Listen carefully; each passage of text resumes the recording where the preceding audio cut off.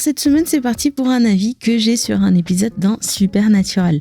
Avant tout, est-ce que ça va? Est-ce que tu as passé une bonne semaine? Alors Supernatural, toi-même tu sais? Ou si tu ne sais pas, c'est l'histoire de Dean et Sam Winchester qui chassent des démons. Dit comme ça, c'est pas ouf, mais je te promets que si t'aimes bien les folklores, les histoires de fantômes, Dieu, Lucifer, les anges, franchement tu as une chance de bien aimer Supernatural. Et pour le coup, cette vidéo sera faite que de spoilers, donc si tu comptes regarder cette série, arrête-toi là tout de suite et enjoy cette merveille qui est Supernatural. Et parmi la multitude d'opinions tranchées que j'ai sur cette série, c'est que l'épisode 11 de la saison 3 est l'épisode le plus cruel que j'ai pu voir. Un jour sans fin, ou Mystery Spot en anglais, est basé sur le film éponyme avec Bill Murray. Sauf que c'est Sam qui se retrouve à la place de Phil Connors et en plus de revivre la même journée encore et encore, il voit son frère mourir tous les jours. Après tu me diras, mourir, c'est un peu le sport national de la famille Winchester.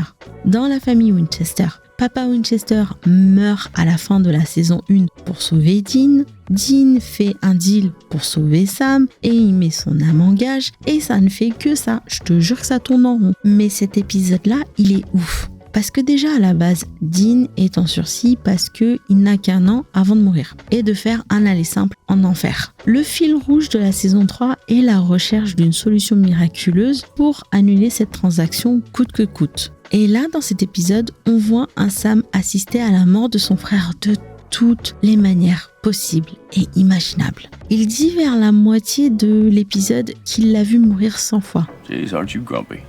Yeah, I am. You want to know why? Why? Because this is the 100th Tuesday in a row I've been through, and it never stops. Mais c'est vraiment horrible. Le désarroi dans lequel ce personnage doit être est inimaginable. Parce que pendant que l'autre idiot meurt et recommence sa journée sans se douter de l'horreur que son frère subit, Sam encaisse ce deuil tous les jours en se disant qu'il doit coûte que coûte empêcher ça le lendemain, tout en ayant peur que la journée ne recommence pas. C'est quand même une forme de torture de haut level ce truc-là. Et le génie de cet épisode, c'est que le ton reste assez léger malgré tout. Passé le choc de la première mort, quand toi tu te rends compte qu'ils sont coincés dans une boucle temporelle, tu pousses un soupir de soulagement en te disant qu'ils s'en sortiront d'une manière ou d'une autre, et Dean assure le côté léger, avec son petit air narquois et ses petites remarques débiles. Did it look cool like in the movies? You peed yourself. Of course I peed myself. Et c'est ça la force de cet épisode, parce que tu te dis que pour Sam, c'est juste un mauvais moment à passer, alors qu'en fait, non. Voir son frère mourir tous les jours, réexpliquer la même chose encore et encore, essayer de le sauver et de se vautrer, imaginer 1001 scénarios catastrophes et se rendre compte qu'à chaque fois un nouveau scénario catastrophe se débloque, il y a vraiment de quoi devenir fou.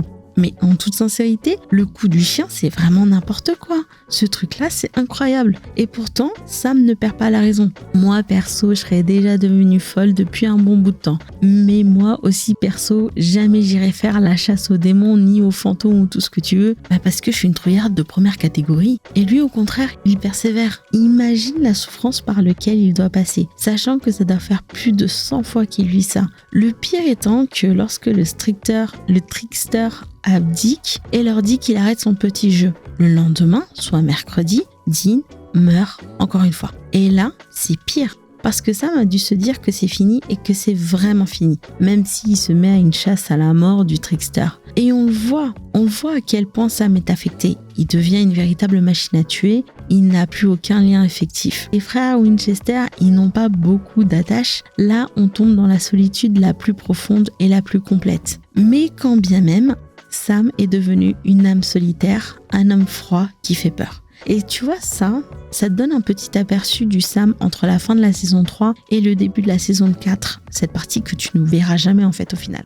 Pourtant, des épisodes que j'ai trouvé cruels envers les personnages, il y en a pléthore dans Supernatural. Quand Dean est sous le charme du djinn dans la saison 2 et qui se force à sortir de ce doux rêve où ses parents seraient vivants, scénario qu'on retrouve aussi dans Demon Slayer dans le chapitre du train avec Tanjiro qui revoit sa famille vivante, mais qui se force de revenir dans la réalité pour sa petite sœur. Et soit dit en passant, regarde Demon Slayer. Franchement, ce dessin animé, c'est une tuerie. Je vais arrêter de m'exciter. Quand ils perdent au fur et à mesure des gens qui comptent pour eux, quand Dean retourne dans le passé et revoit ses parents, Supernatural a vraiment pas mal d'épisodes où on a facilement mal pour les personnages, tant les épreuves qu'ils traversent sont difficiles. Mais perso, je choisis celui-là, à cause de la répétition de cet événement qui doit sincèrement être une horreur pour Sam Winchester.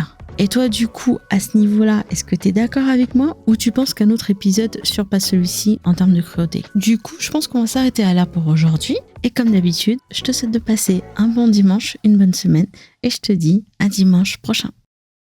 He'll take the special side of bacon, coffee, black. Nothing for me, thanks.